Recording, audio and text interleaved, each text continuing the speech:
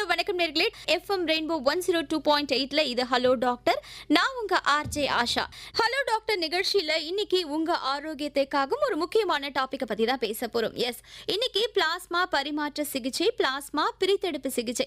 இந்த சிகிச்சை முறைனா என்ன, யாருக்கு இது தேவைப்படுது, இப்படி பல விஷயங்களை நம்ம கூட ஷேர் பண்றதுக்காக வந்திருக்காங்க புதுச்சேரி ஜிப்மர் மருத்துவமனையின் நோய் தடுப்பு மருத்துவத்துறையின் தலைமை மருத்துவ அதிகாரி டாக்டர் ஏ வடிவேலு அவர்கள்.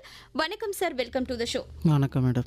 சார், இப்போ வந்து இந்த பிளாஸ்மானா என்ன, இது ரத்தத்தில் என்ன பங்கு வகிக்குது அப்படின்றத பற்றி கொஞ்சம் டீட்டெயிலாக சொல்லுங்கள். பிளாஸ்மான்றது ரத்தத்துடைய திரவ பகுதி.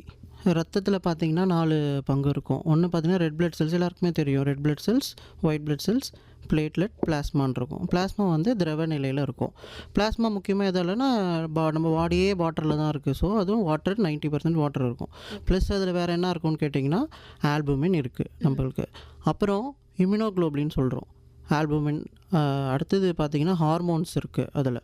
அப்புறம் பார்த்திங்கன்னா ஆன்டிஜன், ஆன்டிபாடிஸ். ஆன்டிஜன் ஒரு பொருள் போகுதுன்னு வச்சிங்களா, அதுக்கு எதிர்வினையாக ஒரு பொருள் வர்றது ஆன்டிபாடின்னு சொல்லுவோம். ஸோ அது எல்லாமே பிளாஸ்மாவில் இருக்குது. ஓகே சார், இப்போ வந்து இந்த பிளாஸ்மா மாற்று சிகிச்சை இது வந்து பிரபலமாக வந்து தெரியும் ஒரு சில பேருக்கு. இந்த பிளாஸ்மா மாற்று சிகிச்சைனா என்ன அப்படின்றத பற்றி சொல்லுங்கள். பிளாஸ்மா மாற்று சிகிச்சை, ஸோ தெரப்பட்டிக் பிளாஸ்மா எக்ஸ்சேஞ்ச் அப்படின்னு சொல்லி காமனாக நாங்கள் சொல்லுவோம் அதை. ஸோ பார்த்தீங்கன்னா இது பேஷண்ட்ஸ்க்கு செய்ய வேண்டியது. டோனாரும் இருக்காங்க. ஸோ இப்போ பார்த்தீங்கன்னா பிளட்டு பேங்க்கில் ஏன் டோனார் வச்சுக்கிட்டு நம்ம பேஷண்ட்டை பற்றி பேசுகிறோம் அப்படின்னு சொல்லிட்டு வரும். ஸோ இந்த பிளாஸ்மாவில் இப்போ சொன்ன ஆன்டிஜன், ஆன்டிபாடி இருக்குன்னு சொன்னேன். ஒரு பொருளுக்கு ஒத்துக்காமல் போய் ஒரு பாடியில் ஒரு பொருள் போகுது, அது உங்கள் பாடியிலையும் இருக்கலாம், இல்லை வெளியே இருந்து கொடுக்கப்படலாம். அது ஒத்துக்காமல் போச்சுன்னா உங்களுக்கு ஆன்டிபாடி பிளட்டில் வரும். அப்படி வரப்பட்ட ஆன்டிபாடி பிளட்டில் தான் இருக்கும். அது எந்த காம்பனண்ட்டில் இருக்குன்னு கேட்டிங்கன்னா பிளாஸ்மாவில் இருக்கும். பிளட் டோனர் இப்போ வந்து ரத்தம் கொடுக்கணும், இது மட்டும் தான் தெரியும். இப்போ ஏதோ அடிபடிச்சது, ஆக்சிடென்ட்ஸ் இல்லை ஆப்ரேஷன்ஸ் டைமில் பிளட் வந்து தேவைப்படுதுன்ட்டு. இந்த பிளட்டில் இந்த பிளாஸ்மான்றதை நீங்கள் எப்படி பிரிக்கிறீங்க, எப்படி யூஸ் பண்ணி எப்படி வந்து ஸ்டோர் பண்ணுறீங்க? இப்போ பார்த்தீங்கன்னா கரெக்டான கேள்வி இது. ஸோ நான் பிளட் பேங்க்குக்கு நான் காமனாக வர்றது, நான் ஒரு டோனராக வரேன். எனக்கு வந்து தெரியாது என்னுடைய பிளட்டு எந்த அளவுக்கு உபயோகம் ஆகுதுன்னு சொல்லிட்டு. ஸோ பிளட்டு வந்து 350 ml நீங்கள் நிறைய பேர் கொடுத்துருப்பீங்க. 350 ml நம்ம கொடுத்துருப்போம். அந்த கொடுக்கப்பட்ட பிளட்டு நீங்கள் பார்த்தீங்கன்னா அதில் நிறைய பேக்ஸ் இருக்கும். லைக் ஒரு 3 பேக் இருக்கும்.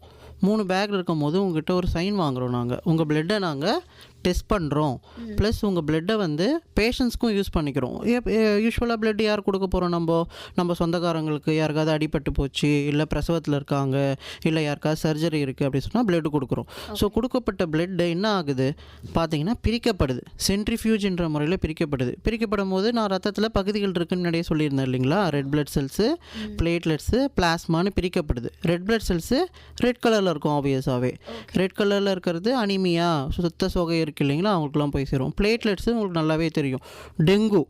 டெங்கு மாதிரியான கேஸ், கொசுக்கடியெல்லாம் டெங்கு வருது இல்லைங்களா, அந்த மாதிரி கேஸில் வந்து பிளேட்லெட் கவுண்ட் ரொம்ப கம்மியாகிட்டு இருக்கும். அவங்களுக்கு வந்து பிளேட்லெட் கொடுக்கும். இந்த பிளாஸ்மா இப்போ பிரிக்கப்படுது இல்லைங்களா, பிளாஸ்மா, இதை வந்து பார்த்திங்கன்னா நம்ம நோயாளிங்களுக்கு எந்த நோயாளிக்கு கொடுப்போன்னு கேட்டிங்கன்னா, ஷாக்கில் இருக்காங்க, அடிபட்டு போச்சு, நிறையா ரத்தம் போயிடுச்சு, ரெட் பிளட் செல்ஸ் கொடுக்குறோம். இருந்தாலும் திரவநிலை, பிளட்டோட திரவநிலை பகுதி இருக்குங்களா, அது கம்மியாயிடுச்சு, ஷாக்கில் இருக்கிறவங்களுக்கு கொடுக்குறோம்.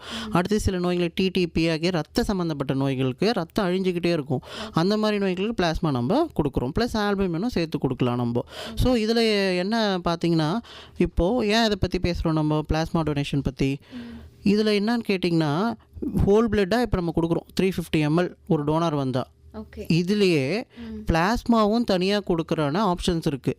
அது மெஷினோட துணை கொண்டு நம்ம கொடுக்குறோம். அது பேர் ஏஃபெரெசிஸ், ரத்த இறக்கல் முறைன்னு சொல்லுவோம் தமிழில். ஏஃபெரெசிஸ் டெக்னிக். அது ஒரு மிஷின் இருக்குது, பார்க்குறதுக்கு பயப்பட மாதிரிலாம் இருக்காது, சின்ன மிஷின் தான். இப்போ அன்றாட மருத்துவத்துறையில் நிறைய மிஷின்ஸ் நீங்கள் பார்த்துருப்பீங்க. டயாலிசிஸ் போனால் அங்கே ஒரு மிஷின் இருக்கும். அதே மாதிரியே ரத்த வங்கியில் வந்தாலும் ஒரு மிஷின் இருக்கும். அது பேர் ஏஃபெரெசிஸ் மிஷின். ஸோ அதை பார்த்து எந்த பயமும் படாமல் நீங்கள் பிளாஸ்மா டோனராக மாறலாம். ஓகே, அப்போ டைரெக்டாக பிளட் கொடுக்காம வெறும் பிளாஸ்மா மட்டுமே கொடுக்கலாம். இதுவும் வந்து அதுவும் டொனேஷன் தான். இவ்வளவும் அதுக்கு தான் நம்ம வந்தது. வெறும் பிளாஸ்மாக்கு மட்டுமே நீங்கள் வந்து டொனேட் பண்ணலாம். ப்ளஸ் பிளேட்லெட்டும் நீங்கள் டொனேட் பண்ணலாம். அது பேர் பிளேட்லெட் ஃபெரசிஸ். லைக் பிளேட்லெட் மட்டும் கலெக்ட் பண்ண அந்த மிஷின். Okay okay sir. இப்போ நீங்கள் இப்போ கலெக்ட் பண்ண அந்த பிளாஸ்மா வந்து எவ்வளோ நாள் ஸ்டோர் பண்ணுவீங்க? தேவைப்படும் போது தான் நம்ம யூஸ் பண்ண முடியும் இல்லையா? ஸோ எவ்வளோ நாள் இது வந்து ஸ்டோர் பண்ண முடியும்? இந்த கலெக்ட் பண்ணப்பட்ட பிளாஸ்மா -30 டிகிரியில் நம்ம ஸ்டோர் பண்ணி 1 இயருக்கு வச்சுக்கலாம். ஓகே. ஸோ அது வந்து பார்த்தீங்கன்னா லைக் ஃப்ரோசன் ஸ்டேட்டில் இருக்கும். அது மறுபடியும் பண்ணுவோம். அதாவது மறுபடியும் அதை திரவ நிலைக்கு ஆக்கி டெம்பரேச்சர் கொண்டு வந்து டெஸ்ட் பண்ணப்பட்டு அப்புறம் பாதுகாப்பான முறையில் பேஷண்ட்டுக்கு போய் சேருது. ஓகே. இப்போ வந்து பிளாஸ்மா மாற்று சிகிச்சை இருக்குது, பிளாஸ்மா பிரித்தெடுப்பு சிகிச்சை இருக்குது. இதுக்கு ரெண்டுத்துக்கும் உள்ள டிஃப்ரென்ஸ் என்ன? இப்போ பிளாஸ்மா மாற்று சிகிச்சை தெரபட்டிக் பிளாஸ்மா எக்ஸ்சேஞ்சு இப்போ அது 2 கேட்டகரியாக பிரியுது. இப்போது ஒன்று பேஷண்ட்ஸ்க்கு, இன்னொன்று டோனாருக்கு. சரிங்களா? டோனார் கிட்ட இருந்து ஃபஸ்ட்டு டோனாரை நம்ம பார்த்துடலாம். இப்போ டோனார் வராரு ஒருத்தவர். அவர் வந்து பார்த்திங்கன்னா அவருக்கு ஐடியாவே இல்லை நம்ம என்ன பண்ண போகிறோம், நம்மளுடைய பிளட்டு வந்து யார் யாருக்கு உபயோகப்பட போகுது, நான் பிளட்டு கொடுக்குறேன் என்னோட சொந்தக்காரங்களுக்கு போகுது அப்படின்னு சொன்னால். ஆனால் அவருக்கு உள்ளே வந்த பிறகு ஓகே இப்போ டோனார் வந்து பிளாஸ்மாவாக நீங்கள் கொடுத்தீங்கன்னா ஒரு 600 ml கொடுக்க முடியும். பிளட்டு வந்து 350 ml தான் கொடுக்க முடியும். அந்த 600 mlனால ஒரு பேஷண்ட்ஸை நீங்கள் ஃபுல்லாகவே காப்பாற்ற முடியும். ஒரு எமர்ஜென்சியில் இருக்காங்க, ஒரு பேஷண்ட்ஸ் ஒரு டிடிபியில் இருக்காங்க, அவங்க ரத்தம் உறைஞ்சி போச்சு, உரை தன்மையிலேருந்து ரொம்ப ப்ளீட் ஆகுது அவங்களுக்கு, அப்படி இல்லை நியூராலஜிக்கல் ப்ராப்ளம் இருக்குது, இல்லை ஆட்டோ இம்யூன் கண்டிஷன், உங்களுடைய ஒவ்வாமையினால் உங்கள் உடம்புல இருக்கிற ப்ரோட்டீன் உங்களுக்கு ஒவ்வாமையினால் உங்களுக்கு பிரச்சனை ஏற்படுது. அந்த மாதிரி சமயங்களில் இந்த டோனார் வந்து பிளாஸ்மா கொடுக்கறதால அவங்களை காப்பாற்றலாம். தெரபட்டிக் பிளாஸ்மா எக்ஸ்சேஞ்ச் அப்படின்னான்னு கேட்டிங்கன்னா பேஷண்ட்ஸ்குள்ளேயே அவங்களுக்கு ரத்தத்தில் இந்த ஆன்டிபாடிஸ் அதிகமாக கலந்துரும். அப்போ கலந்துற மூலயமா அந்த அழுக்கான பிளாஸ்மாவை எடுத்துகிட்டு இந்த டோனார் கொடுக்குற பிளாஸ்மாவை அதை நாங்கள் ரீப்ளேஸ் பண்ண போகிறோம். இதுதான் டிஃப்ரென்ஸ் ரெண்டுத்துக்கும். ஓகே. இப்போ வந்து நார்மலாக வந்து எந்தெந்த சிகிச்சைக்கெலாம் இதுக்கு இம்பார்ட்டண்ட், இது வந்து தேவை அப்படின்னு நீங்கள் நினைக்கிறீங்க?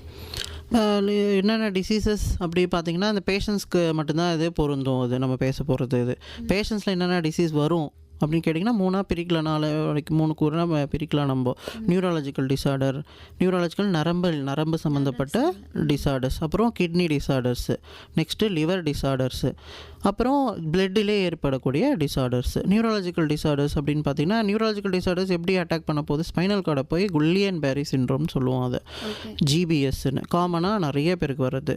நம்ம நரம்பு தண்டு இருக்கு இல்லைங்களா, அதை அட்டாக் பண்ணி பேரலைசிஸ் ஏற்படுத்திடும்.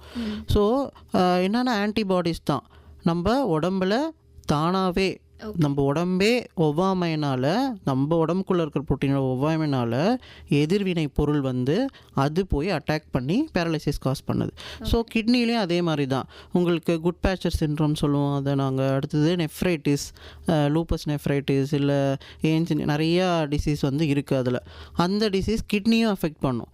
அப்படி அஃபெக்ட் பண்ணும் போது இதே தான் நாங்கள் பண்ண போகிறோம். அடுத்தது பார்த்திங்கன்னா டிடிபி ஏற்கனவே சொல்லியிருந்தேன் நான் உங்களுக்கு. இது வந்து ரத்தத்தை அஃபெக்ட் பண்ணுது. உங்களுக்கு ரத்தத்தை அஃபெக்ட் பண்ணி த்ராம்போசிஸ்ன்னு சொல்லுவோம். த்ராம்போசிஸ் ஃபஸ்ட்டு ரத்தம் கட்டிக்கும், அடுத்தது மேலெல்லாம் உங்களுக்கு வந்து பார்த்திங்கன்னா அம்மா மாதிரி போடும், வயிறு வலி லைட்டாக இருக்கும், பிறகு பிளட் வந்து ப்ளீடிங் ஆகிட ஆரம்பிச்சிடும். ஸோ அந்த பிளாஸ்மாவை அந்த கெட்ட ப்ரோட்டீனை எடுத்துகிட்டு நல்ல ப்ரோட்டீன் கொடுக்கறது மூலிமா அது காப்பாற்றப்படலாம். ஓகே. இப்போ ஆட்டோ இம்யூன் சொல்கிறாங்களே, அந்த நோய்களில் பிளாஸ்மா மாற்று சிகிச்சையோட பங்கு என்ன? ஆட்டோ இம்யூன் ஹீமோலைட்டிக் டிசார்டர்ன்றது ரத்தத்தில் வரக்கூடியது. நம்ம ரத்தத்துக்கு எதிராகவே ஆன்டிபாடிஸ் வந்துடும். நம்ம ரத்தம் என்னுடைய ரத்தத்துக்கு எதிராகவே நானே ஆன்டிபாடிஸை ப்ரொடியூஸ் பண்ணுறேன். அப்போ என்ன ஆகும், எனக்கு ரத்தம் அழிஞ்சிக்கிட்டே இருக்கும். ஓகே, சரிங்களா? என்னுடைய ரத்தம் எனக்கு வந்து வேறு யாருடைய ரத்தமும் ஏற்றலை, என்னுடைய ரத்தம் தான். அதுக்கு எதிராகவே எனக்கு எதிர்வினை பொருள் இருக்குது என் உடம்புலே. அப்போ என்ன ஆகுதுன்னு கேட்டிங்கன்னா ரத்தம் தானாகவே அழிஞ்சிக்கிட்டே இருக்குது. ரத்தம் ஒரு நார்மலாக எத்தனை நாள் ஒரு தடவை அழியும்னு கேட்டிங்கன்னா 120 நாள் ஒரு தடவை அழியும். எல்லாருக்குமே தெரியும் இல்லைங்களா? இது வந்து பார்த்திங்கன்னா சீக்கிரமாகவே அழிஞ்சிடும்.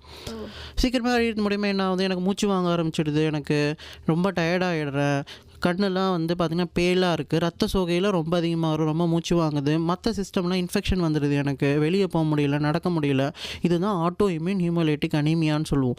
இந்த ஆட்டோ இம்யூன் டிசார்டர் என்னுடைய பிளட் சிஸ்டம் மட்டும் அஃபெக்ட் பண்ணாது, அது போய் என் நரம்பு மண்டலத்தில் அஃபெக்ட் பண்ணும், என் கண் மண்டலத்தில் அஃபெக்ட் பண்ணும், ஏர் அஃபெக்ட் பண்ணும், பிரெயின் அஃபெக்ட் பண்ணும். இப்போ எல்லா சிஸ்டமும் அஃபெக்ட் ஆகும். அதுக்கு தகுந்த மாதிரி டிசீஸ்க்கு அதுக்கு தகுந்த மாதிரி வைத்தியங்கள் இருக்குது. ப்ளஸ் தெரபட்டிக் பிளாஸ்மா எக்ஸ்சேஞ்ச் அப்படின்றது இதுக்கு ஹெல்ப் பண்ணும், குணமாகறதுக்கு ஹெல்ப் பண்ணும். அந்த துறை டாக்டர், சம்மந்தப்பட்ட டாக்டர் எங்களை கூப்பிட்டு கன்சல்டேஷன் பண்ணுவாங்க. ஓகே. இப்போ நார்மலாக வந்து பிளட் டொனேட் பண்ணுறவங்க இந்த ஏஜ் இருக்கணும், இந்த நோய் இருக்கிறவங்களாம் பண்ணக்கூடாது அப்படின்லாம் சொல்லுவாங்க. ஸோ இந்த மாதிரி பிளாஸ்மா டொனேட் பண்ணுறவங்களுக்கும் ஏதாவது நோய்கள் எதாவது இருந்ததுன்னா அவங்களுக்கும் இந்த மாதிரி கட்டுப்பாடுகள்லாம் இருக்கா? ஒரு டோனராக பார்த்தீங்கன்னா லைக் நீங்கள் நிறைய பேர் டொனேட் பண்ணியிருப்பீங்க. ஜிப்மர் பிளட் பேங்க்லையோ வேறு எல்லா பிளட் பேங்க்லேயும் நீங்கள் போனோடனே உங்களுக்கு ஒரு ஃபார்ம் தராங்க. ஃபார்ம் தந்து உங்கள் பேர் என்ன, ஏஜ் என்ன, வயசு என்ன எல்லாம் கேட்குறாங்க. அப்போது பேசிக்காக பார்த்தீங்கன்னா உங்களுக்கு சில க்ரைட்டீரியெல்லாம் இருக்கணும் இல்லைங்களா. ஏஜ் என்ன அப்படின்னு பார்த்தீங்கன்னா 18 to 65 இயர்ஸ் நீங்கள் கடந்திருக்கணும். வெயிட் மினிமம் ஒரு 55 to 60 kgs நீங்கள் இருக்கணும். அடுத்தது பார்த்தீங்கன்னா ஆல்ரெடி நீங்கள் ஒரு வாட்டி பிளட் கொடுத்துருக்கணும், ஹோல் பிளட் கொடுத்துருக்கணும். ஏன் கேட்டிங்கன்னா உங்களுக்கு மிஷின் பார்க்குறீங்க நீங்கள் முதல் தடவை தான் வரீங்க அப்படின்னு கேட்டிங்கன்னா பிளட் டொனேஷன் ஆல்ரெடி பண்ணியிருந்தால் உங்களுக்கு அந்த எங்கள் மேலே இருக்க நம்பிக்கையும் புரிதலும் நிறையா இருக்கும். அதுதான் ரீசன், தவிர வேறு எதுவும் ரீசன் இல்லை. ஆல்ரெடி ஒரு வாட்டி டொனேட் பண்ணியிருக்கணும். என்ன டொனேட் பண்ணியிருக்கணும்? ஹோல் பிளட், முழு ரத்த தானத்தை ஒரு 350 ml நீங்கள் ஆல்ரெடி பண்ணியிருந்துருக்கணும். வெயிட் க்ரைட்டீரியா ஆல்ரெடி சொன்னேன், 55 to 60 kg சொன்னேன். அடுத்தது முக்கியமாக பார்த்தீங்கன்னா உங்கள் நரம்பு, கையில் இருக்கிற நரம்பு மூலியமாக தான் பிளட் எடுக்க போகிறோம். நரம்பு நல்லா புடைச்சிருக்கணும், 2 கையிலையும். பைலேட்ரல் சொல்லுவோம், 2 கையிலையும் நரம்பு நல்லா புடைச்சி நல்லா தெரிகிற மாதிரி இருக்கணும்.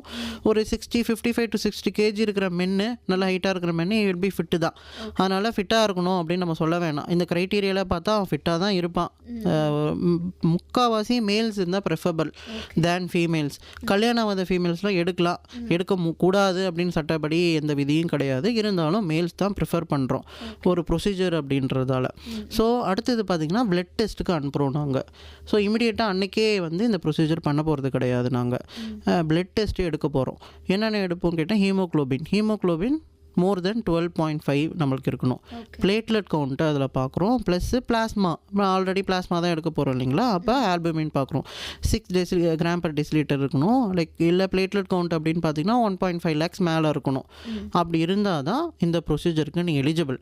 நீங்கள் ஒரு வாட்டி டெஸ்ட் பண்ணிட்டீங்கன்னா 4 weeks, அதாவது ஒரு மாதத்துக்கு நீங்கள் எப்போ வேணாலும் டொனேட் பண்ணிக்கலாம். நீங்கள் ஃபிட்னஸாக இருக்கீங்க அப்படின்னு சொன்னால், இந்த நோயாளிகள் யார் இருக்காங்க, ஒருவேளை கேன்சர் பேஷண்ட் டிரான்ஸ்பிளான்ட் பண்ணியிருக்கலாம், இல்லை ஒரு பேஷண்ட் எம்ஐசியூவில் அடிப்பட்டு இருக்கலாம், இல்லை உங்களுக்கு என்ன நியூராலஜிக்கல் ப்ராப்ளமோ இல்லை கிட்னி டிசீஸோ அந்த மாதிரி இருந்தால் கூப்பிடுவோம். இந்த மாதிரி பேஷண்ட்ஸ் இருக்காங்க சார், நீங்கள் வாங்க, உங்கள் பிளாஸ்மா எங்களுக்கு தேவைப்படுதுன்னு சொல்லிட்டு. ஸோ 1 month நீங்கள் இருந்தீங்கன்னா அந்த ரிசல்ட்டோட நீங்கள் வேலிடாக இருப்பீங்க. இதுதான் டெஸ்ட் க்ரைட்டீரியா. ஓகே, 1 yearல எத்தனை வாட்டி டொனேட் பண்ணலாம் சார்? இப்போ பார்த்தீங்கன்னா 24 times டொனேட் பண்ணலாம் 1 yearல. மந்த்லி 2 times டொனேட் பண்ணலாம். அதான் இன்டர்வல். 2 weeks ஒன்ஸு, டோட்டலாக 24 times. அதை தாண்டக்கூடாது. பிளாஸ்மா மட்டுமே அப்படின்னு பார்த்தீங்கன்னா ஒரு 500 to 600 ml எடுக்கலாம். பிளேட்லெட் அப்படின்னு பார்த்தீங்கன்னா 1 pack எடுப்போம் நாங்கள் யூஸ்வலாகவே. ரெயின்போ 102.8ல ஹலோ டாக்டர் நிகழ்ச்சி கேட்டுட்டு இருக்கீங்க. இன்னைக்கு நம்ம நிகழ்ச்சியில் பேசிட்டு இருக்கிறோம் பிளாஸ்மா பரிமாற்ற சிகிச்சை மற்றும் பிளாஸ்மா பிரித்தெடுப்பு சிகிச்சை. இதை பற்றி நிறைய விஷயங்களை நம்ம கூட ஷேர் பண்ணிக்கிட்டு இருக்காங்க புதுச்சேரி ஜிப்மர் மருத்துவமனையின் நோய் தடுப்பு மருத்துவத்துறையின் தலைமை மருத்துவ அதிகாரி டாக்டர் ஏ வடிவேலு அவர்கள். சார், நம்ம தொடர்ந்து பேசலாம். ஒரு அழைப்பாளர் வந்திருக்காங்க. ஹலோ, வணக்கம். வணக்கம் மேடம். வணக்கம் சார், சொல்லுங்க, யாருங்க இருந்து பேசுறீங்க? பம்பாக்கத்திலிருந்து சாம்பசிவம் பேசுகிறேன். ஓகே சார், உங்களோட கொஸ்டின்ஸை சார் கிட்ட கேளுங்க. சார் வணக்கம் டாக்டர். ஐயா வணக்கம் ஐயா, சொல்லுங்கள். எனக்கு பேரலிசிஸ் இருக்கு. ம். நீங்கள் இந்த பிளாஸ்மா மூலமாக அதை மாற்ற முடியுமா? ஐயா, உங்களுக்கு மூளையில் ரத்தக்கட்டி பேரலைசிஸ் வந்துச்சிங்களா? ஆமாம் சார். இது டைரெக்டாக உங்களுக்கு மூளை எஃபெக்ட் ஆன பிறகு ஒரு பக்கவாதம் வந்திருக்கும். ஒரு பக்கத்தில் மட்டும் உங்களுக்கு வாதம் வந்திருக்கும். அந்த ரைட் சைடு கரெக்டுங்களா? ரைட் சைடு வந்திருக்கும். இது பிளாஸ்மா எக்ஸ்சேஞ்ச் மூலிமா சரி பண்ண முடியாது. நாங்கள் சொல்கிறதுன்னு கேட்டிங்கன்னா, லைக் உடம்புக்கு எதிராக ஆன்டிபாடிஸ் தான் உடம்புக்கு எதிராகவே ஆன்டிபயோட்டிக் ஒரு வைரல் ஃபீவர் அதுக்கு மேலே கை கால் ரெண்டுமே செயலிழந்தவங்களுக்கு பண்ணக்கூடியது தான் இது பிளாஸ்மா எக்ஸ்சேஞ்சு. இது நீங்கள் மருந்து மாத்திரை கண்டினியூ பண்ணுவோம். நியூராலஜிக்கல் டாக்டர் இருக்கார் இல்லைங்களா, அவர் உங்களுக்கு ஆஸ்பிரின், மற்ற மாத்திரை, பிபி கண்ட்ரோல் பண்ண மாத்திரை, மற்றதெல்லாம் கொடுத்துருப்பாரு. சரிங்களா? அதெல்லாம் தவறாமல் எடுத்துக்கணும் நீங்கள். அப்போ தான் இது கண்ட்ரோல் ஆகும். ப்ளஸ் இது நீங்கள் மாத்திரை சாப்பிடாமல் இருக்கக்கூடாது, கண்டிப்பாக சாப்பிட்ணும். சரிங்களா? நியூராலஜி சிஸ்டம் சொன்ன உடனே சரி பண்ண முடியுமான்னு தான் உங்களுக்கு சொல்கிறேன். ரொம்ப ரொம்ப சந்தோஷம் ஐயா. நன்றி sir. Thank you sir. Thank you sir. இப்போ இந்த பிளாஸ்மா சிகிச்சைகள் ஏன் ரொம்ப முக்கியம் அப்படின்னு சொல்கிறீங்க? ஏன் தேவைப்படுது இந்த பிளாஸ்மா சிகிச்சை அப்படின்னு பார்த்தீங்கன்னா, ஸோ நம்ம அக்யூட் கண்டிஷன் லிவர் ஃபெயிலியர்னு ஒரு கண்டிஷன் இருக்குது இப்போ நிறையாவே. ஓகே. லிவர் ஃபெயிலியர் எப்போல்லாம் ஆகுதுன்னு கேட்டிங்கன்னா பாய்சனிங் இருக்குமா ஃபெயிலியர் ஆகுது, அதிகமாக குடிச்சிட்டிங்கன்னா ஃபெயிலியர் ஆகுது, இல்லை டிசீஸ் லிவரை தாக்கும் போது லிவர் ஃபெயிலியர் ஆகுது. ஸோ லிவர் மெயினாக ப்ரொடியூஸ் பண்ண போகிறது ஆல்பமின் ப்ரோட்டீன்ஸ் எல்லாம் லிவர் நம்மளுக்கு ப்ரொடியூஸ் பண்ணுது. ஸோ இந்த மாதிரி கண்டிஷனில் நம்ம பிளாஸ்மா எக்ஸ்சேஞ்ச் பண்ணுறது மூலிமா லிவருக்கு டைம் கொடுக்குறோம் லிவர் ரிக்கவரி ஆகிறதுக்கு. Acute liver failure, acute pulmonary liver ஃபெயிலியர்னு சொல்லுவோம். லிவர் வந்து கஷ்டப்படுது, அதால் அது வேலையை செய்ய முடியல. ஸோ அதுக்கு ஓய்வு கொடுக்குறோம். எப்படி ஓய்வு கொடுக்க போகிறோம்? நம்ம இருக்கிற பிளாஸ்மாவும் நம்ம கொடுக்க போகிறோம். ஸோ லிவர் ரிக்கவரி ஆகிற டைம் கொடுக்கும்போது இது ரொம்ப கட்டாயமான சிகிச்சை முறையாக நம்ம பார்க்கப்படுறோம். அடுத்தது பார்த்திங்கன்னா சில நோய்கள், இப்போ ஐயா சொன்னார் நியூரலாஜிக்கல் டிசார்டர், அவருக்கு வந்து மூளையிலே அவர் ரத்த கட்டி இருந்துச்சு. அந்த மாதிரி இல்லாமல் ஃபீவர் வந்து ஆன்டிபாடிஸ் உடம்புல வந்து கை கால் ரெண்டுமே செயலிழந்து போயிடும். அவங்களுக்கு இது one of the best treatment. So இந்த பிளாஸ்மா எக்ஸ்சேஞ்ச் ஒரு 10-15 சைக்கிள் பண்ணுறது மூலயமா அவங்கள இன்னும் ஃபாஸ்ட்டாக மருந்து மாத்திரை துணையும் இருக்கும். இந்த ப்ரொசீஜர் துணை கொண்டு இன்னுமே ஃபாஸ்ட்டாக அவங்கள ரிக்கவரி பண்ண முடியும். ஒரு 8 சைக்கிள் 9 சைக்கிள் பண்ணுறது மூலயமா அது ரிக்கவரி பண்ண முடியும். அடுத்தது பார்த்திங்கன்னா இது எதுக்கு பயன்படும்னு கேட்டிங்கன்னா, ஸோ ரத்தம் உறையிறதுல சிலவங்களுக்கு பிரச்சனை இருக்கும். ஹீமோஃபீலியா கேள்விப்பட்டிருப்பீங்க நிறைய பேருக்கு. முட்டி பைலேட்ரல் முட்டி வீங்கிடும், இல்லை ஆங்கிள், அதாவது துதிக்கால் இருக்கு இல்லைங்களா, நுனிக்கால், அது வந்து வீங்கியிருக்கும். அவங்களுக்கு பரம்பரை நோயாக வந்துட்டுருக்கும். ஸோ இந்த பிளாஸ்மா கொடுக்கறது மூலிமா அந்த கிளாட்டிங் ஃபேக்டர்ஸை தனியாக எடுக்கிறோம் லேபில். ஸோ ஃபார்மசூட்டிக்கல் கம்பெனிஸ் இருக்குது, கிளாட்டிங் ஃபேக்டர்ஸை கமர்ஷியலாக ப்ரிப்பேர் பண்ணுறதுக்கு டோனர்ஸ் வந்து உதவி செஞ்சாங்கன்னா இதை ப்ரிப்பேர் பண்ணி வைக்கலாம். ஸோ இந்த ஆல்பமின் அடுத்தது பார்த்திங்கன்னா நிறைய டோனர்ஸ் கிடைக்கல, விழிப்புணர்வு கம்மியாக இருக்குது, நிறைய பேர் கிடைக்கல. ஸோ இந்த ஆல்பமினை நம்ம திரும்பவும் இன்னொரு பேஷண்ட்டுக்கு இப்போ பிளாஸ்மாவை எடுத்துரும், அசுத்தமான பிளாஸ்மா எடுத்துரும், அதை ஆல்பமின் வச்சும் ரீப்ளேஸ் பண்ணலாம். அதுக்குமே இந்த பிளாஸ்மா எக்ஸ்சேஞ்சு உதவியாக இருக்குது. இப்போ எமர்ஜென்சி கண்டிஷன்ஸில் இந்த சிகிச்சையோட முக்கியத்துவம் என்ன சார்? எமர்ஜென்சி கண்டிஷன்ஸ் பார்த்திங்கன்னா ஒரு டோனார் கிட்டேருந்து கரெக்டர் மூலிமா பிளாஸ்மா இந்த மாதிரி ஒரு ஹீமோஃபீலியா பேஷண்ட்ஸுக்கு அவங்க வராங்க, அவங்க அக்யூட் ஹீமோஃபீலியாவில் இருப்பாங்க, அந்த மாதிரி வராங்கன்னு சொல்லும் போது அவங்களுக்கு ரொம்ப அதிகமாக வலி இருக்கும். இந்த சிகிச்சையை தவிர வேறு வழி கிடையாது அவங்களுக்கு, இதை கொடுத்து தான் காப்பாற்றணும். ஸோ இதோட முக்கியத்துவம் அங்கே தான் நிற்குது. அடுத்தது மயஸ்தீனியா கிராவிஸ்னு ஒரு டிசீஸ் இருக்குது. ஈவினிங் ஆச்சுன்னு கேட்டிங்கன்னா ரொம்ப சோர்வாகிடுவாங்க. ஸோ டயபெட்டிஸ் மெல்டஸ் அந்த மாதிரி கண்டிஷனில் ஈவினிங் சோர்வாங்க. அந்த மாதிரி கண்டிஷன் கிடையாது, இது குழப்பிக்கக்கூடாது. மயஸ்தீனியா கிராவிஸ்ன்றது ஒரு நரம்பியல் சம்மந்தப்பட்ட நோய். அந்த நோயில் காலையில் நல்லா இருப்பாங்க, ஈவினிங் போக போக அவங்களுக்கு கண் அதிகமாக திறக்க முடியாது, ஒரு மாதிரி ட்ராப்பிங்காக இருக்கும், அவங்களுக்கு சரியாக பார்க்க முடியாது. கண் பார்வை நல்லாயிருக்கும், ஆனால் கண் இமைகளை திறந்தவங்களால பார்க்க முடியாது ப்ராப்பராக, ரொம்ப டயர்டாகிடுவாங்க. இந்த மாதிரி கண்டிஷனில் ஒரு க்ரைசிஸ் வரும். அந்த க்ரைசிஸில் இது பிளாஸ்மா எக்ஸ்சேஞ்ச் பண்ணால் தான் அவங்கள ரிக்கவர் பண்ண முடியும். அப்புறம் நான் சொல்லியிருந்தேன் குல்லியர் மேரி சிண்ட்ரோம், 2 கை கால்களும் செயல் இல்லாமல் போயிடுது உங்களுக்கு, 2 கை கால்களும். அவங்கள தூக்கிட்டு வந்து ஐசியூவில் தான் அட்மிஷன் பண்ணுவாங்க. ஸோ அவங்கள ஐசியூவில் அட்மிஷன் பண்ணும்போது அவங்களுக்கு இந்த தெரபட்டிக் பிளாஸ்மா எக்ஸ்சேஞ்ச் பண்ணுறது மூலிமா அவங்கள அக்யூட்டாக நம்ம காப்பாற்றலாம். டாக்ஸின்ஸு டாக்ஸிசிட்டி, விஷம். இப்போது உங்களுக்கு பிளட்டில் என்ன பார்பிச்சுரேட் பாய்சனிங் ஒரு பாய்சனிங் இருக்குது. அப்படி இல்லை உங்கள் அசுத்தம் கலந்துருச்சு உங்கள் பிளட்டில் அப்படின்னு சொன்னிங்கன்னா இந்த மாதிரி பிளாஸ்மா எக்ஸ்சேஞ்ச் பண்ணுறது மூலிமா உங்களை காப்பாற்ற முடியும். லிவர் ஃபெயிலியர் பற்றி சொல்லியிருந்தேன், லிவர் ஃபெயிலியர் ஆகிடுச்சு உங்களுக்கு. ஸோ கொஞ்சம் அந்த டாக்ஸின்ஸ்லாம் கலந்துருச்சு உங்களுக்கு பிளட்டில், கொஞ்சம் டைம் கொடுத்திங்கன்னா ஒரு ஆன்டிபாடிஸ் நிறையா இருக்குது, அது வெளியேற்றிட்டா லிவர் ரிக்கவரி ஆகிடுன்ற பட்சத்தில் நம்ம எமர்ஜென்சி கண்டிஷனுக்கு நம்ம அதை பண்ணுறோம். இப்படி பண்ண மூலிமா உங்களுக்கு பாடி உங்களுக்கு ரிக்கவர் ஆகும். ஓகேங்க சார். இப்போ இந்த பிளாஸ்மா சிகிச்சை அப்படின்றது பெரியவங்களுக்கு மட்டும் தான் பண்ணலாமா, இல்லை குழந்தைங்களுக்கும் இது தேவைப்படுதா சார்? ஏபிஓ டிரான்ஸ்பிளான்ட்டு குழந்தைங்களுக்கு பார்த்திங்கன்னா ஹீமோ தலசீமியான்ற கண்டிஷன், சிக்கிள் செல் அனீமியா அப்படின்ற கண்டிஷன் இருக்குது. ஆனால் ரொம்ப குழந்தைகளை பண்ண முடியாது. இப்போ தலசீமியா பெல்ட்டுன்னு சொல்லுவாங்க தமிழ்நாட்டில், நம்ம பார்த்தீங்கன்னா சேலம் மாவட்டம்லாம் அவங்களுக்கு தெரியும்னு நினைக்கிறேன். அங்கெல்லாம் தலசீமியா கேசஸ் நிறையா வந்துட்டுருக்கோம். குழந்தையிலேருந்து கண்டுபிடிச்சிட்டா அவங்களுக்கு டிரான்ஸ்பிளான்டேஷன் பண்ணலாம். போன் மேரோ டிரான்ஸ்பிளான்டேஷன், எலும்பு மஜை மாற்றல் சிகிச்சை அப்படின்னு ஒன்று இருக்குது. ஸோ அவங்களுக்கு அது பண்ணும்போது ஒரு அவங்கள ஒரு 5 years 6 years ஃபாலோ பண்ணி அவங்களுக்கு தகுதி இருக்கான்னு கண்டுபிடிச்சி அவங்களுக்கு தகுதி இருக்கிற பட்சத்தில் டிரான்ஸ்பிளான்டேஷன் பண்ண பிறகு இந்த பிளாஸ்மா சிகிச்சை நம்மளுக்கு உதவும். கொஞ்சம் என்டையராக அதான் ட்ரீட்மெண்ட் சொல்ல முடியாது, அட்ஜுவண்ட்டாக அது உதவும். டிரான்ஸ்பிளான்டேஷன் அப்படி தான். ஏபிஓ டிரான்ஸ்பிளான்டேஷன் பண்ணுறோம் அப்படின்னு சொன்னிங்கன்னா, இல்லை ஒரு கிட்னி டிரான்ஸ்பிளான்டேஷன் பண்ணுறோம் அப்படின்னும் போது சின்ன வயசாக இருந்தாலும் ஓகே அப்படின்னு பண்ணலாம். ப்ளஸ் சின்ன வயசில் பார்த்திங்கன்னா குழந்தைங்களுக்கு கிரானுலோசைட் டிஃபிஷியன்சி அப்படின்னு வரும். உடம்புல வந்து நோய் எதிர்ப்பு சக்தி இருக்காது சில குழந்தைங்களுக்கு, அதுவும் ஹெரிடியேட்டரி கண்டிஷன் தான். ஸோ என்ன பண்ணலான்னு கேட்டிங்கன்னா, இப்போ ரத்தத்தில் வந்து கூறுகள் இருக்குன்னு சொல்லியிருந்தேன் இல்லைங்களா, லியூக்கோசைட் சொல்லியிருப்பேன். Red blood cells, white blood cells, platelets, plasma. இந்த ஒயிட் பிளட் செல்ஸு குழந்தைங்களுக்கு இருக்காது. ஓகே. அப்போ என்ன பண்ணுறோம், கிரானுலைசைட் அதாவது லிக்வோசைட்ஸை கலெக்ட் பண்ணி அவங்களுக்கு கொஞ்சம் கொடுக்கறது மூலயமா கொஞ்சம் நோயிலேருந்து அவங்க விடுபடுவாங்க. குழந்தைங்க இம்யூனிட்டி கொஞ்சம் இம்ப்ரூவ் ஆகும். சரிங்க சார். இப்போ வந்து இந்த பிளாஸ்மா பிரித்தெடுப்பு சிகிச்சை வந்து எவ்வாறு செய்யப்படுது? ஒரு டோனார் வராரு, அவருடைய க்ரைட்டீரியாலாம் நம்ம பார்த்தோம். அப்பயே வந்து ஒரு மிஷின் சொல்லியிருந்தேன் இல்லைங்களா, அந்த மிஷினோட துணை கொண்டு பிளாஸ்மாவை நம்ம கலெக்ட் பண்ணி வச்சுக்கலாம். இன்னொரு மிஷின் இருக்குது அதே மாதிரியே, அது வந்து பார்த்திங்கன்னா பேஷண்ட்ஸ் கூட இருக்கும் அந்த மிஷின்ஸு. அந்த மிஷினோட துணை கொண்டு என்ன பண்ணுவோன்னு கேட்டிங்கன்னா, அவருடைய ரத்தத்திலிருந்து அசுத்தமான பிளாஸ்மாவை முதல்ல பிரித்து எடுக்கிறோம். அவருடைய செல்ஸ் எல்லாம் அவருக்கே திரும்பி அனுப்பிச்சிடுவோம் பேஷண்ட்ஸ்க்கு. இப்போது ஓகேங்களா, அவருடைய செல்ஸு கம்ப்ளீட்டாக போயிடும், வெறும் பிளாஸ்மா மட்டும் இருக்கும். அது வேஸ்ட் பிளாஸ்மான்னு சொல்லுவோம், அது டிஸ்கார்ட் பண்ணப்படுது. ஸோ இப்போ டோனார் கிட்டது கலெக்ட் பண்ணிங்கன்னா பிளாஸ்மா நம்ம அந்த பிளாஸ்மாவை இந்த மிஷின் கூட மறுபடியும் கனெக்ட் பண்ணி அதை இன் சைக்கிள்ஸ் ஒரேடியாக கொடுக்க போகிறது கிடையாது. நம்ம ஒரு 10 சைக்கிள் மூலயமா கொஞ்சம் கொஞ்சமாக அவங்க வெயிட் என்ன, அவங்க ஹைட் என்ன, அவங்க பாடி கண்டிஷன் என்ன அப்படின்னு கேல்குலேட் பண்ணி கொஞ்சம் கொஞ்சமாக ஒரு 8லேருந்து 10 சைக்கிள்குள்ளே, அதாவது ஒரு பேஷண்ட் ஒரு 20 நாள் அட்மிஷனில் இருப்பார், அந்த 20 நாளில் ஒரு 10 நாள் இந்த ட்ரீட்மெண்ட் உங்களுக்கு சைக்கிளாக டெய்லி ஒரு நாள் விட்டு ஒரு நாள் போய்கிட்டே இருக்கும். ஸோ அப்படி போயிட்டு இருக்கும்போது என்ன ஆகுது, உங்களுக்கு கொஞ்சம் கொஞ்சமாக அசுத்தமான பிளாஸ்மா ரிமூவ் ஆடைப்படுது.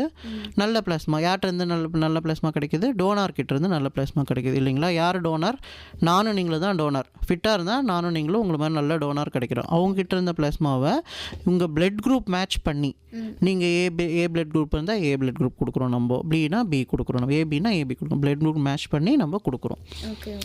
ஸோ அந்த மிஷின் துணை கொண்டு தான் இது பண்ணுறோம், சைக்கிள்ஸ் முறையில் பண்ணுறோம். ஓகேங்க சார். இப்போ நீங்கள் பிளாஸ்மா வந்து ஒருத்தவங்களுக்கு கொடுக்குறீங்கன்னா எவ்வளோ டைம் ஆகும் சார், நேரம் எவ்வளோ எடுத்துப்பீங்க? ஸோ இந்த ப்ரொசீஜர் டோட்டலாக பார்த்தீங்கன்னா ஒரு 2 to 3 hours போயிட்டுருக்கும் இந்த ப்ரொசீஜர் கம்ப்ளீட்டாக. அதுக்கு முன்னாடி அசஸ்மெண்ட் இருக்குது நம்மளுக்கு, நான் சொல்லியிருந்தேன் இல்லைங்களா. எடுத்தோடனே ஃபுல்லாகவே அப்படியே கொடுத்துட முடியாது. முதல்ல போயிட்டு அந்த டாக்டர் இருப்பாங்க, லைக் நிறைய கண்டிஷன் சொல்லியிருந்தேன். இந்த எல்லா கண்டிஷன்ஸும் ஒரு டாக்டர் பார்க்க போகிறது கிடையாது. நியூராலஜிக்கல் கண்டிஷன் சொல்லியிருந்தோம், நெஃப்ராலஜிக்கல் கண்டிஷன் சொல்லியிருந்தோம், அப்புறம் பிளட் ஹெமட்டாலஜிக்கல் டிசார்டர் சொல்லியிருந்தோம். ஸோ இப்போ பார்த்தீங்கன்னா நெஃப்ராலஜிஸ்ட் எங்களை கூப்பிடுவார், இல்லை நியூராலஜிஸ்ட் எங்களை கூப்பிடுவார். MIC medicine doctor, medicine ward இருக்கும், அங்கேருந்து ஐசியூலேருந்து கூப்பிடுவாங்க. சார் இந்த மாதிரி கேஸ் இருக்குது வாங்கன்னு சொல்லிட்டு அவங்க கூடயே போயிட்டு அந்த கேஸை பற்றி படித்து எந்த அளவுக்கு அவருக்கு உடம்பு தகுதி இருக்குது, இதுக்கு பண்ண முடியுமா, இது ஆப்டான கண்டிஷன் தான் இருக்கிறாரா, அவர் ஹைட் என்ன, வெயிட் என்ன, பிபி எல்லாம் மெஷர் பண்ணி பார்த்து அவர் கரெக்டான அளவை கால்குலேட் பண்ணி கொடுக்குறோம். ஓகே. இப்போது ஒருத்தர் வந்து ஏதோ நரம்பியல் இல்லை கிட்னி இது மாதிரி ஏதோ ஒன்றுத்தில் பாதிக்கப்பட்டிருக்காரு. ஸோ எத்தனை முறை ஒரு பேஷண்ட்டுக்கு வந்து நீங்கள் பிளாஸ்மா வந்து கொடுப்பீங்க? நோயோட தன்மையை பொறுத்தது. இப்போது சொல்லும் போது ஜிபிஎஸ்ன்னு சொல்லியிருந்தீங்களா, லைக் அதில் வந்து பார்த்தீங்கன்னா 8 to 10 சைக்கிள் வரைக்கும் பண்ணலாம். ஆனால் இதுவே அக்யூட் கண்டிஷன் தான். ஒரு பாய்சனிங்கில் வந்திருக்காரு, ஒரு ரேட் கில்லர் பாய்சனிங்கில் ரேட் பேஸ்ட் எடுத்துட்டாங்க, இல்லை பார்பிச்சுரேட் பாய்சனே வந்து போச்சு, இல்லை ஃபல்மினன்ட் லிவர் ஃபெயிலியர் வருது. அந்த சமயத்தில் பார்த்தீங்கன்னா ஒரு 4 சைக்கிள் 5 சைக்கிள் பண்ணாலே ஓரளவுக்கு பேஷண்ட் ரிக்யூர் ஆன வாய்ப்பு இருக்குது. வெல்கம் பேக் எஃப்எம் ரெயின்போ 102.8ல ஹலோ டாக்டர் நிகழ்ச்சி கேட்டுட்டு இருக்கீங்க. இன்னைக்கு நிகழ்ச்சியில் பிளாஸ்மா பரிமாற்ற சிகிச்சை மற்றும் பிளாஸ்மா பிரித்தெடுப்பு சிகிச்சை இதை பற்றி நிறைய விஷயங்களை நம்ம கூட ஷேர் பண்ணிக்கிட்டு இருக்காங்க புதுச்சேரி ஜிப்மர் மருத்துவமனையின் நோய் தடுப்பு மருத்துவத்துறையின் தலைமை மருத்துவ அதிகாரி டாக்டர் ஏ வடிவேலு அவர்கள். சார் தொடர்ந்து பேசலாம். ஒரு நேயர் வந்திருக்காங்க. ஹலோ வணக்கம். வணக்கம் மேம், நான் வேலூர் மாவட்டம் கட்படியில் இருந்து சந்திரசேகர் பேசுறேன். ஓகேங்க சார், உங்களோட கொஸ்டின்ஸ் சார் கிட்ட கேளுங்க. கண்டிப்பா டாக்டர், இந்த பிளாஸ்மா டிரான்ஸ்பிளான்ட்ல இப்போ வந்திருக்கக்கூடிய நவீன சிகிச்சை முறைகள் அப்படிங்கிறது என்ன? பழைய காலத்துக்கும் இந்த காலத்துக்கும் இந்த டிரான்ஸ்பிளான்ட் மெத்தட்ஸ்ல அல்லது ட்ரீட்மெண்ட்ல டிஃபரன்ஸ் அப்படிங்கிறதுனா என்ன இருக்கு, அதை பத்தி சொல்லுங்க. இது என்னுடைய முதல் கேள்வி. ரெண்டாவது கேள்வி, சில பேஷண்ட்ஸ்க்கு இந்த பிளாஸ்மா டிரான்ஸ்பிளான்ட் அப்படிங்கிறது ஒத்து வராது அப்படின்னு ஏதாவது இருக்கா? சப்போஸ் அப்படி ஒத்து வராதுன்னா எந்த பேஷண்ட்ஸ்க்கு ஒத்து வராது, அதனுடைய செக்லிஸ்ட் என்ன? டிரான்ஸ்பிளான்ட் பண்ணணும்னா டோனாரோடைய செக்லிஸ்ட் அப்படின்னு சொல்லுவாங்கல்ல, அவங்க இது பண்ணிருக்க கூடாதுன்னா அது என்ன? இத பத்தியும் கொஞ்சம் விளக்கமா சொல்லுங்க டாக்டர். நான் ரேடியல் ஆன்சர்ஸ் கேட்டுக்கிறேன். ஓகேங்க சார், நன்றி நன்றி. இது பிளாஸ்மா எக்ஸ்சேஞ்ச் கேட்குறாங்கன்னு நினைக்கிறேன். ஸோ சொல்லலாம் பார்த்தீங்கன்னா யார் யார் பண்ணக்கூடாது லைக் எக்ஸ்சேஞ்சு அப்படின்னு சொன்னிங்கன்னா, இப்போது பேஷண்ட்ஸ் தான் இவங்க எல்லாருமே. ஸோ நாங்கள் போகிறோம் இல்லைங்களா, அவங்கள வந்து நம்ம உடல் தகுதி இருக்கா அப்படின்னு சொல்கிறதுக்காக அந்த டாக்டர்கிட்ட போயிட்டு நாங்கள் கேட்குறோம். அப்போ அந்த பேஷண்ட்ஸு ரொம்ப கம்மியான பிபியில் இருக்காங்க, பிபி ரொம்ப ரெக்கார்டபுளாக இல்லை, பல்ஸ் ரொம்ப கம்மியாக இருக்குது, இல்லை அதிக இன்ஃபெக்ஷன்ஸ் இருக்குது பேஷண்ட்ஸ்க்கு, அந்த மாதிரி பேஷண்ட்ஸ்க்குலாம் இந்த பிளாஸ்மா எக்ஸ்சேஞ்ச் பண்ண முடியாது. ஏன் பண்ண முடியாதுன்னு கேட்டிங்கன்னா அவங்களுக்கு உடல் தகுதி இல்லை. இந்த பிளாஸ்மாவை உள்ளே போய் அனுப்பி அவங்க திரும்பி கெட்ட பிளாஸ்மா எடுத்து உள்ளே அனுப்பக்கூடிய அளவுக்கு அவங்களுக்கு உடம்பு ஒத்து வரலை, அதனால் அவங்களுக்கு பண்ண முடியாது. ப்ளஸ் அவங்களுக்கு அலர்ஜி இருக்குது. சில இந்த வெளியிலேருந்து தான் கொடுக்குறோம் நம்ம பிளாஸ்மாவை இல்லைங்களா, ஆல்ரெடி ரொம்ப அலர்ஜி இருக்குது அப்படின்னு சொன்னீங்கன்னா அலர்ஜிக்கு ட்ரீட்மெண்ட் கொடுத்துட்டு மறுபடியும் கேர்ஃபுல்லாக தான் திரும்பி பண்ணணும். இது லைக் கான்ட்ராண்டிகேஷன் கிடையாது, இருந்தாலும் கேர்ஃபுல்லாக இருக்க வேண்டிய ஒரு கண்டிஷன் இது. அடுத்தது பார்த்திங்கன்னா உங்கள் ஒரு நல்ல கேள்வி கேட்டிருந்தாங்க. ஸோ அட்வான்ஸ்டு என்னென்ன இருக்குது அப்படின்னு சொல்லிட்டு பிளாஸ்மா எக்ஸ்சேஞ்சில் அட்வான்ஸில் என்னென்ன இருக்குது. இப்போ நான் சொல்ல போகிறது ஒரு மிஷின் இருக்குது, அந்த மிஷின்லேருந்து கெட்ட பிளாஸ்மா எடுத்துடுறோம், டோனாரை வச்சு டோனர்லேருந்து கலெக்ட் பண்ண நல்ல பிளாஸ்மா கொடுக்குறோம். ஸோ இது இல்லாமல் அப்சார்ப்ஷன் காலம்னு ஒன்று இருக்குது. ஸோ என்ன இருக்குது, நான் என்ன சொன்னேன், பிளட்டில் வந்து ஒத்துக்காத பொருள் ஆன்டிபாடிஸ் ஒன்று இருக்குதுன்னு சொல்லியிருந்தேன் இல்லைங்களா, இல்லைனா இம்யூனோ காம்ப்ளெக்ஸில் இருக்குது. அதை டைரெக்டாகவே இம்யூனோ அப்சார்ப்ஷன்ற முறையில் டைரெக்டாகவே ஒரு காலம் இருக்கும் அந்த மிஷின்லேயே. அந்த காலம் என்ன பண்ணும், இந்த கெட்ட ப்ரோட்டீனையோ இல்லை இம்யூனோ காம்ப்ளெக்ஸோ டைரெக்டாக அப்சார்ப் பண்ணிக்கும். ஸோ நீங்கள் பிளாஸ்மாவை வெளியே எடுக்கவே வேண்டாம், டைரெக்டாக உங்களுக்கு அப்சார்ப் பண்ணிட்டு நல்ல பிளட்டை மட்டும் பேஷண்ட்ஸ்க்கு சர்க்குலேட் பண்ணிகிட்டே இருக்கும். அடுத்தது ஃபில்ட்ரேஷன், லைக் ப்ரோட்டீன் ஃபில்ட்ரேஷன், இதெல்லாம் ப்ரோட்டீன் தானே பிளாஸ்மா, அதில் தானே இந்த ஆன்டிபாடிஸ் எல்லாமே இருக்குது. இது டபுள் ஃபில்ட்ரேஷன் டெக்னிக் மூலயமா என்ன பண்ணுறான்னு கேட்டிங்கன்னா அந்த கெட்ட ப்ரோட்டீன் ஆன்டிபாடிஸ் இம்யூனோ காம்ப்ளெக்ஸஸ் மட்டும் தக்க வச்சுட்டு நல்ல ப்ரோட்டீனை உள்ளே அனுப்பிச்சிடுறாங்க.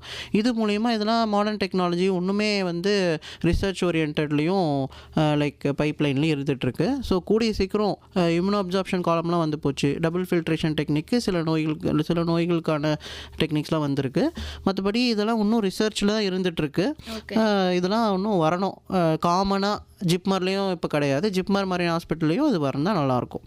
Welcome back. எஃப்எம் ரெயின்போ 102.8ல ஹலோ டாக்டர் நிகழ்ச்சி கேட்டுட்டு இருக்கீங்க. இன்னைக்கு நிகழ்ச்சியில் பிளாஸ்மா பரிமாற்ற சிகிச்சை மற்றும் பிளாஸ்மா பிரித்தெடுப்பு சிகிச்சை இதை பற்றி நிறைய விஷயங்களை நம்ம கூட ஷேர் பண்ணிட்டு இருக்காங்க. புதுச்சேரி ஜிப்மர் மருத்துவமனையின் நோய் தடுப்பு மருத்துவத்துறையின் தலைமை மருத்துவ அதிகாரி டாக்டர் வடிவேல் அவர்கள். சார் நம்ம தொடர்ந்து பேசலாம் சார்.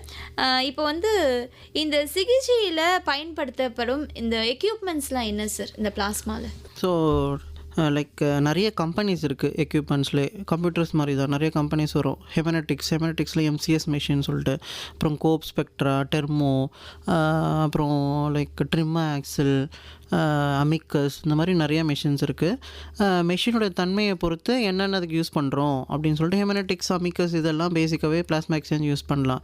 ட்ரிம்மா ஆக்சில்னால் பிளேட்லெட் கலெக்ட் பண்ணுறதுக்கு யூஸ் பண்ணலாம். ட்ரிம்மா ஆக்சில் அதே மாதிரியே பார்த்தீங்கன்னா உங்களுக்கு பிளாஸ்மா டோனரும் கலெக்ட் பண்ணும். ஸோ இதெல்லாம் பார்த்தீங்கன்னா பெரிய மிஷின்ஸ்லாம் கிடையாது, ஒரு சின்ன கம்ப்யூட்டர் மாதிரி தான் இருக்கும். அதில் வந்து கிட்டு மாதிரி ஒன்று வரும். ஸோ மிஷின் இருக்குது, அந்த மிஷினுக்கு பொருந்தக்கூடிய கிட்டு இருக்குது. அது வந்து பார்த்தீங்கன்னா கமர்ஷியலாக அவைலபிளாக இருக்குது ஒரு மிஷினுக்கு தகுந்த மாதிரி. அந்த இதை நீங்கள் வாங்கணும். வாங்கி ப்ளஸ் டெஸ்டிங்கும் பண்ணப்படும். லைக் அந்த கிட்டோடைய ஸ்டெரிலிட்டி டெஸ்ட்டு, கிட்டு சுத்தமானதாக இருக்கா அப்படின்னு ஸ்டெரிலிட்டி டெஸ்ட் பண்ணி தான் எங்களுக்கு கொடுக்குறாங்க. ப்ளஸ் ஒரு வாட்டி நீங்கள் பண்ணும்போது புது கிட்டை தான் அந்த மிஷினில் நாங்கள் பொருத்துகிறோம். அந்த ஒரு ப்ரொசீஜரோட அந்த கிட்டு முடிஞ்சு போச்சு. ஸோ இதில் வந்து எந்த பயமோ தயக்கமோ அச்சமோ, என்ன ஒரு மிஷின்றாங்க அந்த மிஷினில் போகுது வருதுன்றாங்க, எப்படி இது நோய் வருமா, அது எந்த தயக்கமும் தேவையில்லை. ஸோ அந்த கிட்டு உங்களுக்கு மட்டும் யூஸ் பண்ணப்படும். அதோட உங்களுக்கு டெஸ்ட்டு நாங்கள் ஆல்ரெடி சொல்லியிருந்தோம், உங்கள் பிளட் எடுத்து டெஸ்ட் பண்ணப்படும்னு சொல்லிட்டு, அந்த டெஸ்ட்டோட அது டிஸ்கார்ட் பண்ணப்படுது. ஸோ அது கம்ப்ளீட்டாக சேஃப். இந்த மிஷினுக்கும் உங்கள் பிளட்டுக்கும் சம்மந்தமே இருக்காது, அந்த கிட்டுக்கும் அந்த மிஷினுக்கும் அதோட ப்ரொசீஜருக்கு மட்டும் தான் சம்மந்தம் இருக்கும். அதில் இது தெளிவாக நீங்கள் புரிஞ்சுக்கிட்டாலே அது வந்து பார்க்குறது மூலயமா நம்மளுக்கு ரொம்ப ஈஸியாக புரியும், இது மாதிரி தான் அது ரொம்ப சேஃபாக தான் இருக்குது அப்படின்ற மாதிரி. ஓகே, அப்போ ஒரு பேஷண்ட்டுக்கு ஒரு கிட்டு தான், அதோட அது யூஸ் அண்ட் த்ரோ மாதிரி தான். ஆமாம். ஓகேங்க சார். இப்போ இந்த சிகிச்சையெல்லாம் நடக்குது இல்லையா, ஸோ இந்த டைமில் இப்போ ஒரு 3 மணி நேரம் ஆகும்னு சொன்னீங்க ஒரு பேஷண்ட்டுக்கு பண்ணுறதுக்கு. ஸோ இந்த டைமில் நோயாளியை நீங்கள் எப்படி வந்து கேர் பண்ணுறீங்க பேஷண்ட்? பேஷண்ட்ஸு? நோயாளிகள் கூடவே நம்ம 24/7, அதாவது பார்த்திங்கன்னா சிகிச்சை போது மட்டும் கிடையாது. நான் ஏற்கனவே சொல்லியிருந்தேன் அவங்ககிட்ட, முன்னாடியே நாங்கள் டாக்டர்ஸ் ரெஃபரன்ஸ் தராங்க எங்களுக்கு. அந்த துறை டாக்டர் கூட சேர்ந்து நாங்கள் டிஸ்கஷன் பண்ணுறோம். கம்ப்ளீட்டாக டிஸ்கஷன் பண்ணிட்டு அந்த துறை டாக்டர் என்ன பண்ணுவான்னு கேட்டிங்கன்னா, ஆல்ரெடி எல்லா இன்வெஸ்டிகேஷனும் எடுத்து வச்சுருப்பாங்க. அவங்க ஹீமோக்ளோபின் எவ்வளோ இருக்குது, பிபி என்ன இருக்குது, மானிட்டரிங் என்ன போயிட்டுருக்கு. மானிட்டரிங்லாம் ஆல்ரெடி இருக்கும். நீங்கள் ஐசியூலாம் போயிருப்பீங்க, இல்லை எம்ஐசியூலாம் பார்த்துருப்பீங்க. அந்த பேஷண்ட்ஸ் எல்லாம் கம்ப்ளீட் மானிட்டரிங் தான் இருப்பாங்க. ஸோ அவங்களுடைய மானிட்டரிங் மெக்கானிசம்லாம் பார்த்துட்டு கால்சியம் லெவல் எவ்வளோ இருக்குது, ப்ரோட்டீன் லெவல் எவ்வளோ இருக்குது, இந்த லைக் எவ்வளோ எந்த அளவுக்கு நச்சுத்தன்மை வந்து அவங்களுக்கு இருக்குது, அவங்களுடைய ஹைட் என்ன, வெயிட் என்ன, அதெல்லாம் பார்த்து கால்குலேட் பண்ணி அவங்களுக்கு ஏற்ற மாதிரியான பிளாஸ்மா எது அப்படின்னு பார்த்து என்ன அளவுக்கு கொடுக்கணும் அப்படின்னு பார்த்து டிசைட் பண்ணி துறை சார்ந்த வல்லுநர்கள் எல்லோரும் சேர்ந்து தான் ஒரு முடிவு எடுக்கிறோம். ஓகே சார், இப்போ வந்து ஒரு நோயை க்யூர் பண்ணுறதுக்கு இல்லை ரொம்ப அட்வான்ஸ் ஸ்டேஜில் இந்த பிளாஸ்மா சிகிச்சைன்றதை நீங்கள் ஃபாலோ பண்ணுறீங்க. இது வந்து பாதுகாப்பானது தானா? இதனால் எந்த ஒரு ப்ராப்ளமும் இல்லையா? ஆல்ரெடி இந்த கொஸ்டினுக்கு நான் ஆன்சர் பண்ணியிருந்தேன். இது 100% இந்த ப்ரொசீஜர் பாதுகாப்பானது. ஆனால் நோய் தன்மையை பொறுத்து அவுட்கம், அதாவது என்ன விளைவு, நோய் தன்மை ரொம்ப அதிகமாகிடுச்சு, இல்லை பேஷண்ட்டுக்கு பிபி ரொம்ப ரெக்கார்டபுளாக இல்லை கம்மியாக இருக்குது, இல்லை ப்ரோட்டீன் ரொம்ப ரொம்ப கம்மியாக இருக்குது, இல்லை ஃபீவர் ரொம்ப அதிகமாக இருக்குது, இன்ஃபெக்ஷன் ரேட் ரொம்ப அதிகமாக இருக்குது அப்படின்னு சொன்னிங்கன்னா அது பண்ண முடியாது நம்மளால். ஆப்வியஸாக அந்த பேஷண்ட் என் ஸ்டேஜில் ஆல்ரெடி போயிட்டார், அவரை காப்பாற்றுக்கு இந்த வகையான மருத்துவம் பயன்படாது. அடுத்த வகையான மருத்துவத்துக்கு போயிட்டு கொஞ்சம் இம்ப்ரூவ் பண்ணிவிட்டு திரும்பவும் இந்த மருத்துவத்தை ஆரம்பிக்கணும். ஹலோ டாக்டர் நிகழ்ச்சி கேட்டுட்டு இருக்கீங்க. இன்னைக்கு நிகழ்ச்சியில் பேசிட்டு இருக்கிறோம் பிளாஸ்மா பரிமாற்ற சிகிச்சை மற்றும் பிளாஸ்மா பிரித்தெடுப்பு சிகிச்சை பற்றி. சார், இப்போ வந்து இந்த பிளாஸ்மா சிகிச்சையெல்லாம் பண்ணுறோம், இதனால் ஏதாவது சைடு எஃபெக்ட்ஸ் மாதிரி ஏதாவது இருக்கா? ஸோ எல்லா ட்ரீட்மெண்ட்டுக்கும் ஒரு சைடு எஃபெக்ட் இருக்குது, கண்டிப்பாக இதுக்கும் இருக்குது. நான் ஆல்ரெடி சொல்லியிருந்தேன், ஒரு நேர் கேட்டிருந்தார் லைக் என்னென்ன கண்டிஷன் பண்ணக்கூடாது அப்படின்னு சொல்லிட்டு. ஒவ்வாமை பற்றி சொல்லியிருந்தேன் அவங்களுக்கு. இந்த பிளாஸ்மாவை நம்ம இன்னொரு டோனாருடைய பிளாஸ்மாவை நம்ம பேஷண்ட் கொடுக்குறோம். ஸோ சில சமயங்களில் அது லைக் மேட்ச்டாக தான், நீங்கள் ஏ குரூப்பாக இருந்தால் ஏ குரூப் கொடுக்குறோம், ஏபியாக இருந்தால் ஏபி தான் கொடுக்குறோம் நம்ம, சரிங்களா? அப்படி இருக்கும் போதும் சில சமயங்களில் ஒவ்வாமை அலர்ஜி வருது சில பேஷண்ட்டுக்கு. அப்படி வரும்போது அதுக்குரிய ட்ரீட்மெண்ட் கொடுத்துட்டு கொஞ்சம் நேரம் வெயிட் பண்ணி திரும்பவும் நாங்கள் தொடங்குறோம். ப்ளஸ் என்னென்ன சைடு எஃபெக்ட் வரும் அப்படின்னு கேட்டிங்கன்னா, இந்த பிளாஸ்மா திரும்பி எடுக்கிறோம் இல்லைங்களா, அது மூலிமா அந்த கால்சியமும் கூட சேர்ந்து நம்மளுக்கு கொஞ்சம் கம்மியாக வாய்ப்பு உண்டு. So calcium infusion at the end procedure முடிஞ்ச பிறகு கால்சியம் இன்ஃபியூஷன் கொடுக்குறோம். ப்ளஸ் கால்சியம் அளவு எவ்வளோ இருக்குது அப்படின்றதையும் நாங்கள் மானிட்டர் பண்ணிகிட்டே இருக்கோம். 24/7 நாங்கள் கூட இருப்போம், டாக்டர் இருப்பாங்க, நாங்கள் அந்த ப்ரொசீஜர் முடிகிற வரைக்குமே கூட இருந்துகிட்ருப்போம். ஸோ கால்சியம் டிஃபிஷியன்சி சம்மந்தமான அறிகுறிகள் எதனா வருதா உங்களுக்கு அப்படின்றது கேட்போம். எக்ஸாம்பிள், வாயை சுற்றி நம்மனா வருது. இப்போ டோனராக நீங்கள் வரீங்கன்னு வச்சுக்கோங்க, ஏஃபெரிஸ் டோனராக, அவங்களுக்கு டோனருக்குலாம் தெரியும், அவங்களுக்கு கால்சியம் மாத்திரை கொடுப்போம் ப்ரொசீஜருக்கு பின்னாடி. லைக் 4 டேப்லெட் கால்சியம் கொடுப்போம். அது சாப்பிட்ட பிறகு தான் அந்த வாயை சுற்றி நம்மன் இருக்கிறது, கை காலில் ஒரு மாதிரி நம்மன் பண்ணுறது கம்மியாகும். ஸோ அதனால் ஒன்றும் பயப்பட வேண்டாம். ஏன்னா கால்சியம்ன்றது டெய்லி நம்ம உடம்புல நம்மளுக்கு கிடைக்கிறது தான். லைக் சன்லைட்டு வந்தாலே கால்சியம் நம்மளுக்கு கிடச்சிரும், சன்லைட் பட்டாலே. அது மாதிரி இருக்கிறதெல்லாம் கால்சியம் கொஞ்சம் எச்சரிக்கையாக கொடுத்துருவோம். ஓகே, இப்போ யாருக்கெல்லாம் வந்து இந்த ட்ரீட்மெண்ட் வந்து செய்யவே கூடாது? இப்போது பார்த்தீங்கன்னா பேஷண்ட்க்கு ரொம்ப பிபி ரொம்ப கம்மியாக இருக்குது, பிபியே ரெக்கார்டபுளாக இல்லை, உயிருக்கு போராடிட்டு இருக்கிறாருன்ற மாதிரி கண்டிஷனில் இது வந்து எஃபெக்டிவலாக கிடையாது. Plus indication, classes of indication இருக்குது. இந்த சிகிச்சை இந்த நோய்க்கு தான் பண்ணணும் அப்படின்னு சொல்லிட்டு. எல்லா லிவர் ஃபெயிலியர், இப்போ ஆல்கஹாலிக் லிவர் ஃபெயிலியர் இருக்குது, அதுக்கெலாம் பண்ண முடியுமான்னு கேட்டால் பண்ணுறதுக்கான சாத்தியக்கூறு கிடையாது. இது பார்த்திங்கன்னா ஆல்கஹால் வந்து லிவருக்கு எடுத்து நம்மளுக்கு அழிக்குது. ப்ளஸ்ஸு பாய்சனிங் சொல்லியிருந்தேன், பார்பிட்ரேட் பாய்சனிங் சொல்லியிருந்தேன், ஃபர்மினன்ட் லிவர் ஃபெயிலியர் சொல்லியிருந்தேன் டியூ டு இம்யூன் காம்ப்ளெக்ஸ். அந்த மாதிரி கண்டிஷன்ஸ்லாம் இது நம்ம பண்ணலாம். ஸோ லைக் ஒரு சீரியஸான கேஸ் இருக்காங்க, ரொம்ப லைக் கேஸ் வந்து பிபி ரெக்கார்ட் ஆகலை நம்மளுக்கு, இல்லை ரொம்ப இன்ஃபெக்ஷன் இருக்குது பேஷண்ட்டுக்கு, பல்ஸ் ரேட்லாம் ரொம்ப கம்மியாக இருக்குது, பேஷண்ட் ஹார்ட் ரேட் ரொம்ப கம்மியாக இருக்குது அப்படின்ற கண்டிஷன் கூடும்போது இண்டிகேஷன் இருந்தாலும் அது நம்மளால் பண்ண முடியாமல் போயிடுது. ஓகே, இப்போ இந்த சிகிச்சைக்கு முன்னாடி இல்லை சிகிச்சைக்கு பின்னாடி எந்த மாதிரியான முன்னெச்சரிக்கைகள்லாம் வந்து ரொம்பவே அவசியம்? இது 2ஆக பிரிக்கலாம், டோனாரு பேஷண்ட்ஸ்ன்னு சொல்லிட்டு. இப்போ பேஷண்ட்ஸு பார்த்திங்கன்னா அவங்க நோயால் வரும்போது மட்டும்தான் அதை பண்ண போகிறோம். ஆனால் டோனாருக்கு அப்படி கிடையாது இல்லைங்களா. டோனார் நல்லவர், அவர் வந்து பார்த்திங்கன்னா ஹெல்த்தியாக வராரு, இன்னும் ஹெல்த்தியாக ஆகிறதுக்கு தான் வராரு. நான் வந்து பிளட்டு கொடுக்குறேன், நான் வந்து பிளாஸ்மா கொடுக்குறேன், இன்னும் நான் ஹெல்த்தியாக ஆகணும் அப்படின்னு சொல்லிட்டு. ஸோ அவருக்கு நாங்கள் ஸ்பெஷல் கேர் கொடுக்க போகிறோம் நம்ம. ஸோ என்னென்ன ஸ்பெஷல் கேர் கொடுக்க போகிறோம் அப்படின்னு கேட்டிங்கன்னா, அவருக்கு ஹீமோக்ளோபின் ஆல்ரெடி நம்ம மாதத்துக்கு 1 டைம்ஸு செக் பண்ணுவோம். ஃபுல்லாக total CBC, haemoglobin, protein, TC DC எல்லாமே அவருக்கு பண்ணுறோம். ஸோ அவருக்கு ஒரு மினி எக்ஸாமினேஷன் ஹெல்த் செக்கப் மாதிரி வந்துடுது அவருக்கு, மினி எக்ஸாமினேஷன் மாதிரி வந்துடுது அவருக்கு. அதுவே ஒரு ஸ்பெஷல் கேர் தான். ப்ளஸ்ஸு பால்வினை நோய்களுக்கான ஹெச்ஐவி, ஹெச்பிஎஸ்ஏஜி, ஹெப்படைட்டிஸ் சி, மலேரியா, சிஃபிலிஸ்ன்ற 5 வகையான நோய்க்கு இலவசமாக டெஸ்ட் பண்ணுது கவர்மெண்ட்டில். கம்ப்ளீட்டாக இலவசம். இந்த 5 வகையான நோய்க்கு இலவசமாக டெஸ்ட் பண்ணப்படுது. ஸோ அவருக்கு இன்ஃபெக்ஷன் ஸ்க்ரீனிங்கும் நம்மளுக்கு பண்ணி முடிச்சுடுறோம் நம்மளுக்கு. ஸோ அவருடைய பிளாஸ்மா எவ்வளோ இருக்குது அப்படின்ற தன்மையும் பிளாஸ்மாவும் அவர் கொடுக்குறது மூலயமா நம்மளுக்கு தெரிஞ்சிடுது. அதையும் நாங்கள் டெஸ்ட் பண்ணுறோம் இல்லைங்களா. டெஸ்ட் பண்ண மூலயமா அவருக்கு நல்ல பிளாஸ்மா தான் அவர்கிட்ட நம்ம எடுக்கிறோம் அப்படின்ற ஒரு கன்ஃபர்மேஷன் நம்மளுக்கு கிடைக்குது. ஸோ அவருக்கு ஹீமோக்ளோபின் எவ்வளோ இருக்குது, பிளாஸ்மா டொனேஷனுக்கு பிறகு எவ்வளோ இருக்குது அப்படின்னு தெரியுது. ஸோ ப்ரொசீஜர் நடுவில் சொல்லியிருந்தோம் உங்களுக்கு கால்சியம் பற்றி. கால்சியமுக்கு மாத்திரை கொடுக்குறோம். ஸோ கால்சியம் அளவையும் நாங்கள் செக் பண்ணிக்கிறோம். கால்சியமுக்கு ஏன் மாத்திரை கொடுக்க போகிறோம்னா ப்ரொசீஜர் போது கம்ப்ளீட்டாக உங்களுக்கு பிளட்டு அந்த கிட்டில் போயிட்டு திரும்பவும் ஆன்டிகோயாகுலண்ட், ஏன்னா கட்டி போகக்கூடாது, பிளட்டு வெளியே வருது இல்லைங்களா, ஆன்டிகோயாகுலண்ட் ரொம்ப ரத்தம் உறையக்கூடாது, அதில் கலந்து திரும்பி போகிறதால கால்சியம் வந்து டிஃபிஷியன்சி கொஞ்சம் வருது. ஸோ அதுக்காக கால்சியம் மாத்திரை கொடுத்துட்றோம். ப்ளஸ் கால்சியம் செக்கப்பும் ரெகுலராக எவ்வளோ ரத்தத்தில் எவ்வளோ இருக்குது அப்படின்றத ரெகுலராக பார்த்துட்றோம்.